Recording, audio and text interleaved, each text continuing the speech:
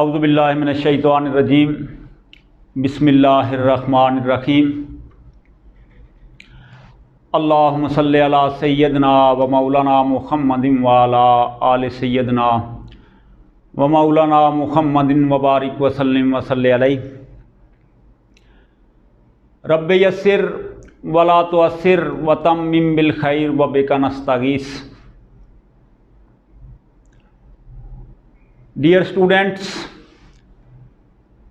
मैं मोहम्मद शबीर नकीबी आपसे उर्दू सब्जेक्ट के हवाले से मुखातब हूँ। आज का हमारा लेक्चर नंबर 16वां लेक्चर है और उन्वान इस लेक्चर का 3-4 दिन उस लेक्चर पहले भी गुजर चुका है। सबक लहू और कालीन, सारा सबक जो है वो हमारा कंप्लीट हो गया, पढ़ लिया, लेकिन इसकी एक्सरसाइज जो है वो रहती है। तो आज हमने इसके मुख्तसर सवालात और इसके साथ साथ एक्सरसाइज में जो कुछ है वो हम पढ़ेंगे। तो प्यारे बच्चों, सबसे पहले क्वेश्चन है हमारे पास। एक्सरसाइज का पहला क्वेश्चन है कि तजम्मल ने अख्तर के बारे में किस किस्म के ख्यालात का इजहार किया। तजम्मल के बारे में तो आप जानते हैं और अख्तर के बारे में भी आप जानते हैं। तजम्मल जो है वो इसका एक सेठ है, एक सरमायादार है, और अख्तर जो है वो क्या है कि एक उसका क्या नाम है, मुसव्विर है जो उसने रखा हुआ है। तो वो क्वेश्चन पूछता है कि तजम्मल ने अख्तर के बारे में किस किस्म का इजहार किया। अगर आपने लेक्चर को गौर से सुना है और इस ड्रामे को अच्छे तरीके से आपने सुना, लेक्चर को सुना है, वाच किया है, सुना है और ये स्टोरी जो है वो पढ़ी भी है, तो आपके लिए इसका आंसर देना जो है वो इंतहाई इजी होगा। लेकिन इसके साथ साथ मैं आपको इसका बता भी देता हूँ कि इसका आंसर है, तजम्मल ने कहा कि फ़नकार लोगों की ये आदत होती है कि हर वक्त किसी न किसी सोच में डूबे रहते हैं। क्या है कि तजम्मल ने अख्तर के बारे में क्या इज़हार किया, उसकी क्या सोच थी कि जो फ़नकार लोग होते हैं, जिनके पास कोई भी फ़न होता है, तो वो क्या है, उनकी ये आदत में शामिल है, उनकी हैबिट होती है क्या कि वो हर वक्त किसी न किसी सोच में मगन रहते हैं, सोचते ही रहते हैं, किसी सोच में डूबे रहते हैं और नई नई इजादात के बारे में सोचते रहते हैं। ये क्या है, सेठ तजम्मल ने अख्तर मुसव्विर के बारे में इज़हार किया है, ये उसकी सोच थी। दूसरे नंबर पर अख्तर जो मुसव्विर है उसका हुलिया बयान करें। वो कैसा हुलिया है? तो वो अख्तर जो है वो एक अधेड़ उम्र का शख्स था, अधेड़ उम्र का शख्स था। सर के बाल बिखरे हुए, कोई इधर पड़े हुए, कोई इधर पड़े हुए, और आंखें शब बेदारी की वजह से सुर्ख, लिबास पजामा और कमीज, आस्तीनें चढ़ी हुई, आंखों के गिर्द हल्के, आंखों के गिर्द हल्के ज़्यादा नुमायां थे। यानी कि ये उसका हुलिया है। क्या है कि वो पहली बात तो यह है कि वो उसकी उम्र जो है वो अधेड़ उम्र का शख्स था और उसके बाल जो है वो बिखरे रहते थे 24 घंटे, और आंखें जो है वो शब बेदारी की वजह से रातों को जाग जाग कर वो क्या, उसकी आंखें सुर्ख हो चुकी थी। और वो पहनता क्या था, पजामा और कमीज़ पहनता था, और उसकी आस्तीनें जो है वो ऊपर होती थी, चढ़ी हुई होती थी, और आंखों के गिर्द हल्के बने थे जो कि ज़्यादा नुमायां थे, जो ज़्यादा नुमायां यानी कि साफ नज़र आते थे। उसके बाद क्वेश्चन नंबर 3 है कि अख्तर को कौन तस्वीरें बनाकर देता था।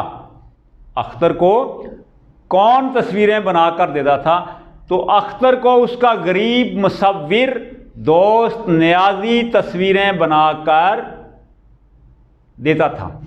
क्या है? अख्तर को उसका गरीब मुसव्विर दोस्त न्याजी, उसके गरीब मुसव्विर दोस्त का नाम क्या था?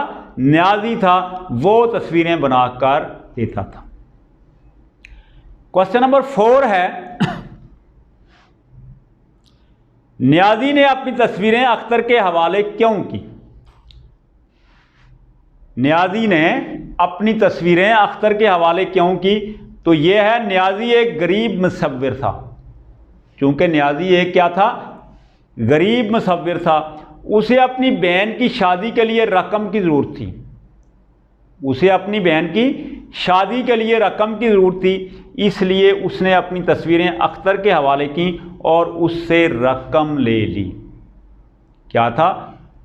मुसव्विर था न्याजी, लेकिन क्या था? गरीब था, उसका काम नहीं चलता था, वो कोई मशहूर मारूफ आदमी नहीं था, वो गुमनाम मुसव्विर था और उसको अपनी आसाइश के लिए, अपनी ज़रूरियात ज़िंदगी चलाने के लिए 20 रुपये पैसे की ज़रूरत थी। और दूसरे नंबर पर एक बात ये थी कि उसकी बहन की शादी होने वाली थी और उस शादी के लिए भी उसको रकम की ज़रूरत थी। तो उसने क्या किया कि इसलिए उसने अपनी तस्वीरें अख्तर के हवाले कर दी और जो बनाई हुई तस्वीरें थी अख्तर के हवाले कर दी, और इसके इवज़ उसने क्या किया कि उससे रकम वसूल कर ली। उससे क्या कर ली? रकम वसूल कर ली।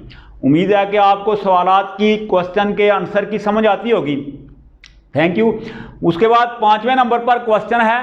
5वां नंबर क्वेश्चन है कि तस्वीरें अख्तर की नहीं हैं, इस इंकिशाफ पर तजम्मुल का रद्द अमल क्या था? तस्वीरें अख्तर की नहीं हैं, जब ये इंकिशाफ हुआ सेठ तजम्मुल के सामने, उसका रद्द अमल क्या था? जब तजम्मुल को इसका इंकिशाफ हुआ, जब सेठ तजम्मुल को पता चला कि मेरे पास जो फनकार है, मेरे पास जो मुसव्विर है, ये तस्वीरें उसकी नहीं हैं, उसको इस बात का इल्म हुआ, उसको इस बात का इंकिशाफ हुआ, तो उसने कहा कि मैं सोच भी नहीं सकता था कि तुम इस कदर गिर सकते हो। सेठ तजम्मुल ने क्या कहा? पहले तो जब उसको ये इंकिशाफ हुआ, उसको ये पता चला, तो उसको बहुत दचका सा लगा, परेशान हो गया। वैसे भी बेटा, जब इंसान जो है वो किसी पर एतमाद करता है और जब एतमाद जिस पर किया जाता है उसकी तरफ से कोई मनफी जो है वो रवैया सामने आए तो इंसान परेशान हो जाता है, इंसान को दचका लगता है, वो अंदर से बिल्कुल ख़त्म हो जाता है। इसी तरह सेठ तजम्मुल जो है, जब उसको इस बात का इंकिशाफ हुआ तो उसको बड़ा दचका सा लगा, वो परेशान हो गया और उसने कहा कि मैं सोच भी नहीं सकता था। अख्तर को कहा कि मैं सोच भी नहीं सकता था कि तुम इस कदर गिर सकते हो, इस कदर गिर सकते हो। उसके बाद नेक्स्ट क्वेश्चन है कि सरदार तजम्मुल हुसैन की कोठी का नाम क्या था? जिस कोठी में वो तस्वीरें, वो क्या नाम है, स्टूडियो वगैरह बना हुआ था और अख्तर के लिए एक कमरा जो है वो मखसूस किया हुआ था, तो उस कोठी का नाम क्या था? सिंपल सा सवाल है और बड़ा मशहूर सवाल है और अक्सर पेपर में आता है। सरदार तजम्मुल हुसैन की कोठी का नाम अन-निशात था। क्या है? अन-निशात सरदार तजम्मुल हुसैन की कोठी का नाम था। और उसके बाद तजम्मुल की उम्र कितनी थी? तजम्मुल की उम्र 40 से 45 साल के दरमियान थी। अक्सर औकात ये होता है कि बच्चा जो है यहाँ ये क्वेश्चन लिखते हुए वो लिखता है कि तजम्मुल की उम्र 40-45 साल थी। तो बेटा अगर ऐसे लिखेंगे तो दैट इज रॉन्ग, ये गलत है। ये सवाल क्या है? सही नहीं है। आपने क्या लिखना है? तजम्मुल की उम्र 40 से 45 साल के दरमियान थी, यानी वो 41 भी हो सकता है, 42 भी हो सकता है, 43 भी हो सकता है, 44 भी हो सकता है। यानी ये जो आदाद हैं इनमें से कोई था और हमें सही फिगर का पता नहीं है, सिर्फ इतना पता है कि 40 से लेकर 45 साल के दरमियान थी। उसके बाद नेक्स्ट क्वेश्चन है कि तजम्मुल ने अख्तर को कौन सी खुशखबरी सुनाई? तजम्मल ने अख्तर को बताया कि उसकी बनाई हुई तस्वीरों को नुमाइशगाह के जज्जों ने अव्वल इनाम का मुस्तहिक करार दिया है। तजम्मल ने अख्तर को क्या बताया कि जो तूने तस्वीरें बनाई थी उन तस्वीरों को नुमाइशगाह के जो जज थे उन जज्जों ने क्या किया है, अव्वल इनाम का मुस्तहिक करार दिया है। यानी कि पहला इनाम जो है, फर्स्ट इनाम जो है वो क्या है, आपका है। इससे नेक्स्ट क्वेश्चन नंबर 9 है कि अख्तर 2 साल कबल कहाँ रहता था। 2 साल पहले अख्तर एक तंगो तारीक गली के एक खस्ता हाल और बदनमा मकान में रिहाइश पजीर था। कहाँ रहता था?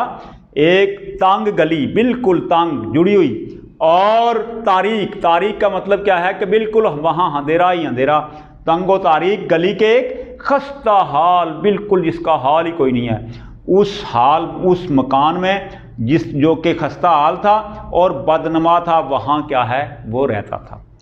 उसके बाद कहते हैं कि जो मुसव्विर है अख्तर, उसके नज़दीक नियाज़ी का कातिल कौन था?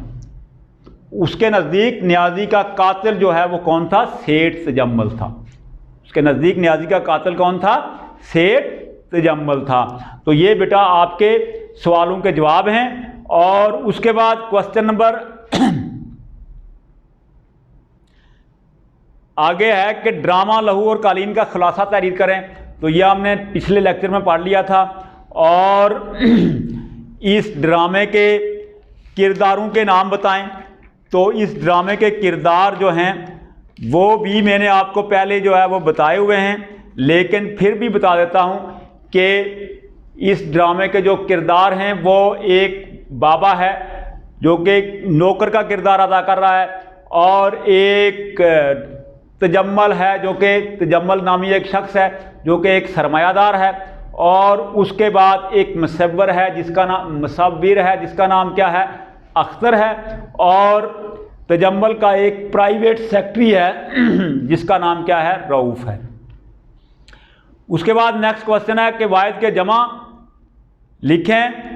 तो ये पहला लफ्ज़ है मंजर। मंजर की जमा क्या होती है? मनाजिर। उसके बाद तस्वीर, तस्वीर की जमा तस्वीर होती है। बाग की जमा बागात, खबर अखबार, इनाम इनामात, और तकलीफ़ का क्या है? तकालीफ। और उसके बाद नीचे जो है सबक को, मतन को पेश नज़र रखते हुए खाली जगह को पूर करें। पहली खाली जगह है जज्जू ने तुम्हारी तस्वीर को डैश का मुस्तहिक करार दिया। डैश में क्या आएगा? अव्वल इनाम का मुस्तहिक करार दिया।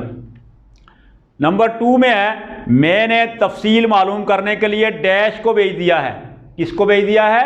डैश का में क्या आएगा? रऊफ, जो उसका प्राइवेट सेक्रेटरी था।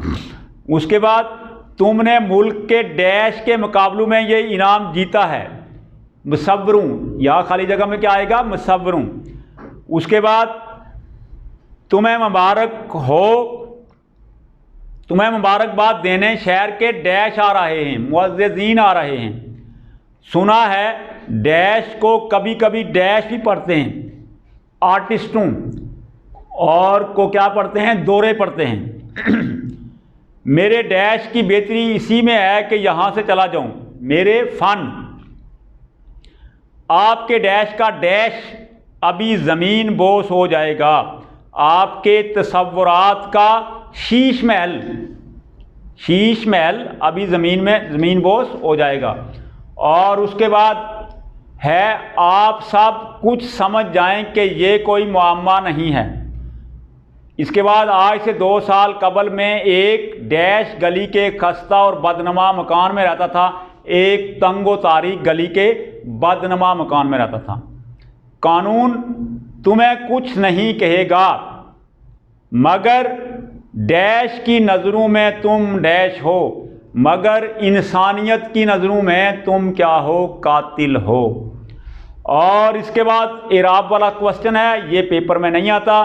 और आखिर में आपको ये समझाना ज़रूरी समझूंगा कि ड्रामा क्या होता है, ड्रामा किसको कहते हैं। और ये भी आपकी बुक में है। ड्रामा जिस यूनानी लफ्ज़ से माखूज़ है उसके माने हैं करके दिखाना।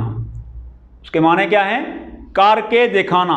ड्रामा भी एक कहानी होती है, लेकिन उसे किरदारों की हरकत व सकनात और मकालमों की मदद से पेश किया जाता है, और मकालमों की मदद से पेश किया जाता है। और इसके साथ साथ मकालमा नवीसी क्या होता है? मकालमा बामी कलाम और बातचीत को कहते हैं। दो आदमियों के दरमियान क्या है, आपस में जो कलाम होती है, जो बातचीत होती है, उसको क्या कहते हैं? मकालमा कहते हैं। मकालमे में एक दूसरे तक अपने ख्यालात, तसरात और जज्बात पहुंचाते हैं। मकालमा हमेशा किसी एक मुतय्यन मौजू पर होता है।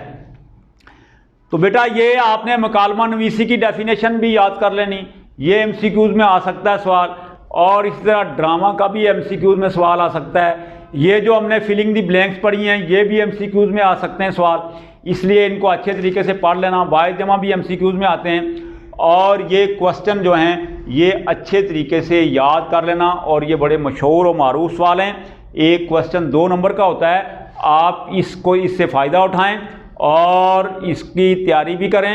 इंशाअल्लाह फिर जो है वो मुलाकात होगी। आइंदा मुलाकात तक के लिए अल्लाह हाफिज़। Thank you.